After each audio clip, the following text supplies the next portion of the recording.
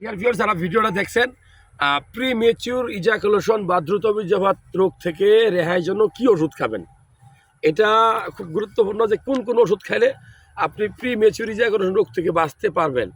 এই প্রশ্নটা অনেকে করেন। এটার উত্তর হলো যে প্রিমেচিউর ইজাকুলেশন রোগটা কি। এটা হলো যে একটা মানসিক অশান্তি, আপনার নার্ভাসনেস, আপনি অতিরিক্ত উত্তেজিত হয়ে যাওয়া বা ভয় পাওয়া, বা অনেকদিন পার্টনার থেকে ধরেন আপনি প্রবাসে ছিলেন, আসলে এরকম কন্ডিশনে, অথবা আপনার ওয়াইফের সাথে যদি আপনার রিলেশনটা গুড রিলেশন না হয়, কখনোই আপনি টাইমিং দিতে পারবেন না, সেক্স করতে পারবেন না।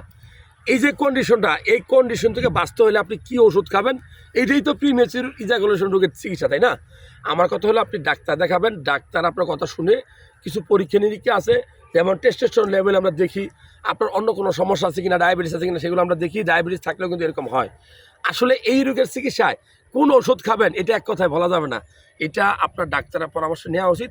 আপনি ওই ডাক্তারের সাথে কথা বলুন, যে আপনার কথা শুনবে, তা আপনার কথাগুলো শেয়ার করবেন। তারপরে পরীক্ষা নিরীক্ষা করে কিছু ঔষধ আছে, খেলে কিন্তু রেহাই পাওয়া যায়, ভালো হওয়া যায়। তবে মূল মন্ত্র, আপনার ওয়াইফের সাথে ভালো সম্পর্ক থাকতে হবে। কোনো টেনশন ডিপ্রেশন থাকলে সেখান থেকে দূরে থাকতে হবে, সেগুলো কাটাই উঠতে হবে, তাহলে আপনি এখান থেকে মুক্তি পাবেন।